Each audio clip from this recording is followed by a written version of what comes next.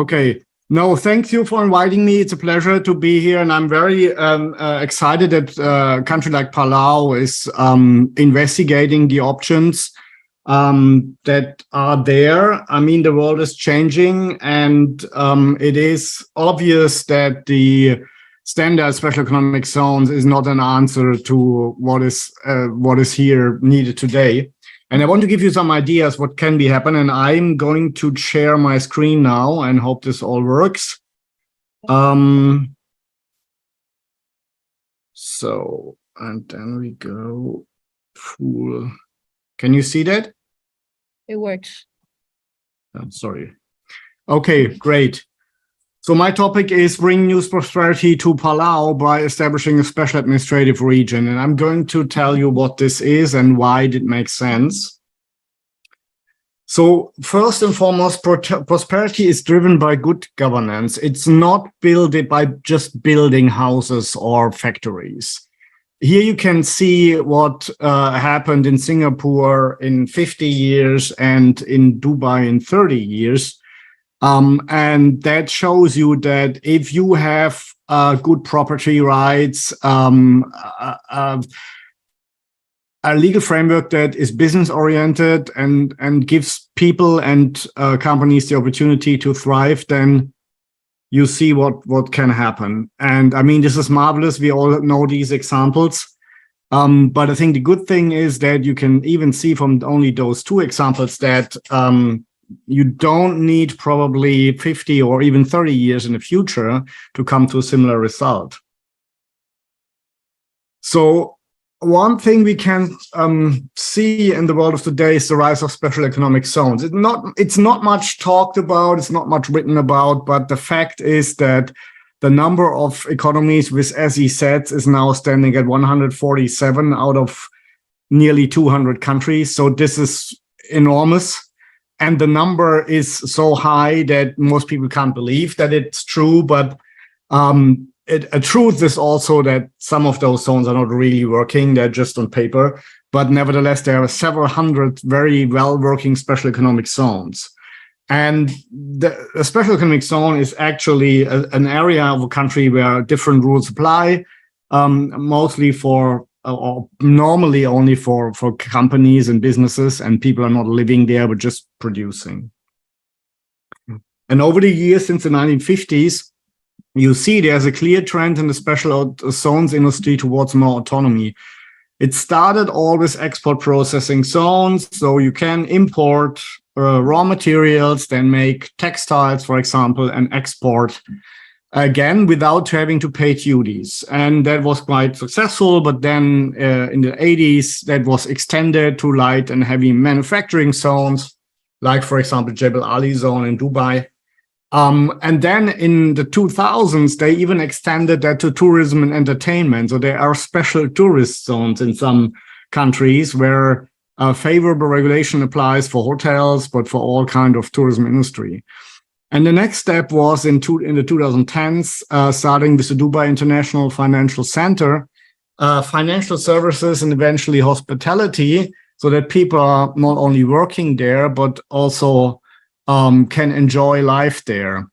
And now it's a logical next step to go one step further and create a special administrative region where you have basically all kinds of amenities, like in a city, under a different legal regime. And the challenge is that are facing countries like Palau and basically all other countries that standard special economic zones are no longer enough to attract investment. I mean, why should somebody go into a country that is creating special economic zone number 5,901, right? I mean, they can go elsewhere where they are more familiar with. So many of today's SEZs are becoming white elephants. They are pet projects of some people in the government or some interest groups in the country, but are not really fulfilled with life. So to meet demand for institutional innovation, new zones must feature increased autonomy, because this is what you need. It's not just a law saying you have to pay lower taxes or lower duties for export-import. this is not enough. If really you want to make a difference, you have to grant more autonomy to those zones so that they can experiment with best practices from all over the world and combine them to a new system. And the solution to that is special administrative regions. The term was first coined in 1984 when Great Britain and China signed the Hong Kong agreement that Hong Kong is coming back to China in 1997. And that was called a special administrative region. So Hong Kong is a special administrative region. Macau is. These are the historical traditional examples. And Deng Xiaoping made a famous phrase, one country, two systems. And that's, in a way, a good description of what a special administrative region is. Now imagine a private company is offering governance as a service. And this private company is entitled by the government to administer this special administrative region. That is a kind of a new development, but it also, it's not totally new. You have, for example, maybe noticed that the mayor of Hong Kong is not called a mayor, it's called a chief executive. So you have already that mindset that, hey, this is a kind of an enterprise, and we are going to make that successful. So special administrative regions in a modern form are a leap forward in governance. They have internal autonomy, but they would, if something would be established here, of course, remain under the sovereignty of Palau, so that Palau is still responsible alone for foreign policy and defense, and constitutional international treaties of Palau continue to apply in the zone. It's more about the internal autonomy, which makes a big difference, and that brings also a lot of possibilities. So it would be in open, thriving communities. You would have to pay fixed fees, no taxes, a fixed fee for the government services by the operating company. There would be a world-class business environment created. How do you do that? Mostly by regulatory issues. You can copy successful jurisdictions. Of course, it should be a beautiful location in order to be attractive, but I think that is not a problem in Palau. Very important, it's free from internal political tension because it's a private governance system. Everybody has an agreement, a resident contract with the operating company, and the operating company is bound by that contract. They cannot overstep that contract, and they can also not change it. And it's also not possible for some interest groups to change the contract that every resident has with the operator. So this gives you a lot of personal liberty and self-sovereignty, but also a long-time legal stability.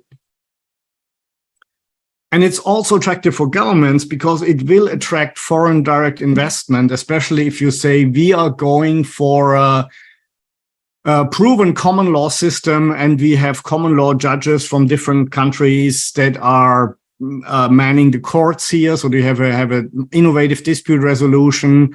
Dubai has shown how this works by importing common law judges from Singapore and London. That creates trust and brings foreign direct investment. Of course, it will also provide a lot of employment for locals because that is the experience from Honduras and other places. 80–90% of the people there will come from a local destination, and it will raise the purchasing power.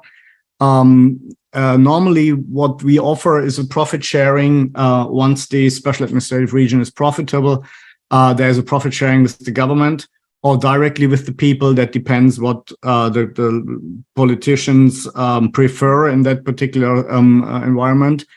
And it will normally lead to index rating improvements, especially when it comes to the ranking of ease of doing business and comparable things. On top of that, it will attract qualified migration, so there's no more brain drain, good people going out, but it will be reversed so that people that are qualified will migrate into your country.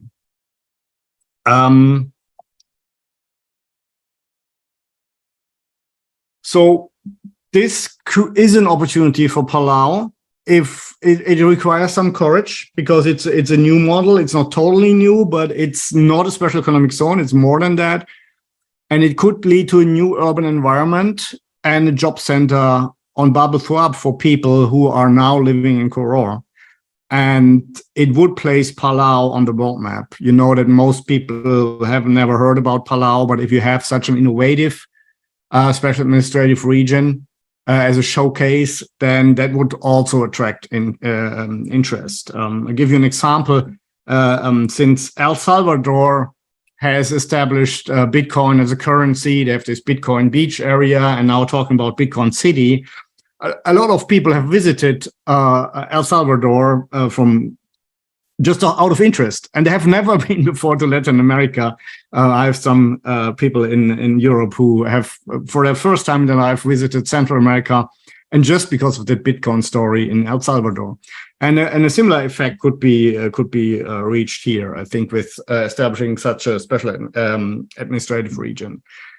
So it could improve key economic sectors, healthcare, especially dispute resolution, as I told you, digital and blockchain services, of course, but also the overall quality of life and many other industries. I recommend not to focus on one industry, but to really keep it open, because you do not know how these things develop. Eventually, like Gibraltar had some business-friendly regulation, and eventually it turned out that the gaming industry was attracted by that, but they didn't plan for that. So our recommendation would be rather to keep it open to many sectors and not make specialized zones. Examples: DIFC, Dubai International Financial Center. It's only 1.1 square kilometer, and it accounts for about 14% of Dubai's GDP. And have up to 4,000 companies have registered. As you can see from the chart, that was not a startup from day one. It took a while, but if you give those projects a while, they can become extremely successful for the country. Another example, a younger one, is Prospera, that was mentioned. Was involved there as a chief legal officer. And in the meantime, they have raised 100 million fundraising, which is for a small zone, very, very successful. And Ernst & Young has ranked them as number 9 in the world's doing business jurisdictions of the world. I would say they're even better, but according to their criteria, that is what Ernst & Young said. And that can be reached in Palau as well with the right legal framework. So why is a special administrative region better than a special economic zone? So first, special economic zones are normally vulnerable to swings in domestic politics because they are just subject to one agency or the other agency. And they are, as I said, already widely used and therefore less attractive. They risk a boom and bust. There is a new, let's say, digital zone coming up, and then a lot of money and people are flowing in, and then but then a couple of years later, there's a new trend, and then it's going down. So you don't have this special administrative regions because they really have long-term stability. They have gradual, sustainable growth, and they're especially not tailored only for businesses, but for businesses and residents. That mean they can really develop into cities. But it takes time. So we have experience. Tipolis is a Singapore-based stock corporation. We're building a portfolio of such special administrative regions, and they can profit from each other. Our scope is worldwide. We have gathered top industry experts, and we are kind of influencers also in the scene. I've written a book. My colleagues have written articles. Before I built a mining company from zero, and again, as I told you, was involved early on in Prospera. My book has sold 10,000 copies, which is basically giving the idea of private governance. So we are now on the way to replicate that idea. Andreas is the former CEO of the DIFC Dispute Resolution Authority, worked for Tony Blair and McKinsey before. Alex Voss is our CFO, who's also an M&A expert and now writing a lot of articles about special autonomous zones and special administrative regions. So my call is give this a thought. requires some courage because it's more than a special economic zone, but it's not totally unheard of. The trend is clear; it will come, and the question is just if it's coming to Palau or other places. And I think Palau is a great place of making use of that concept. Thank you very much. Thank you, Dr. Titus. I was so inspired by the talk. In the interest of time, I'm going to monopolize on this opportunity to ask my question. So, Dr. Titus, if I can ask you a question. Sure. If we are to design as, like you said, the semi-autonomous region or special administrative region, how do you actually balance the governance of said region by the private company and the government of the country that's hosting this? Because I know Prospera is in a kind of a conflict right now with Honduras government. Yeah, I mean, the important thing is that you create a win-win situation for the whole country. And I think the problem with Honduras and Prospera was just that there was not enough time. It was some time wasted also because between 2013, when the law was passed, and 2017, when Prospera was approved as the first special zone there, not much was done. And that had to do with internal government struggles and things like that. But what you can see, even in countries like Honduras, when they were establishing the traditional export zones, there was also big opposition in the beginning, but after the first 20,000 jobs were created, no party now wants to abolish them any longer. And the same would have happened with the Honduran zones. And I think this is going to happen in the future. So coming back to your question to Palau, I think it's important that we are fully transparent, that the government, but also opposition parties know what this is all about. And we recommend a joint commission between the government and the operating entity that is administrating the special administrative region, so that they're meeting on a regular basis. But I think at the end, if this zone, because participation in it is completely voluntary, if this zone is accepted by the people, as I can say, are the cities in Honduras by the Honduran people who are living nearby, because they are all applying to get there and move into the zone, then we will see that people find, hey, this is something that is of interest to me too. And other than that, if this is finally profitable, there will be a sharing with the rest of the country, so infrastructure can be built elsewhere, not only in the zone, from that income. So I would say it's a combination of things, but it's you have to create jobs. So that it's attractive. You have to create a good environment. You have to create transparency, and then you share the profits with the government. So I think this is something where a permanent exchange with the joint commission with the government, so that if any question appears, then you can immediately address it. So I think this is our recommendation, how this could align with the government and could also survive a change in government. Because if you create a win-win situation for the population and the zone, then it is hard for the opposition party to capitalize or make political profit on that. As that happened in Honduras because they thought they can maybe make political profit with being against the cities, but I'm relatively sure the moment 10,000 or more people are working there, and they are voters and their families as well, then this opposition will fade away. Thank you for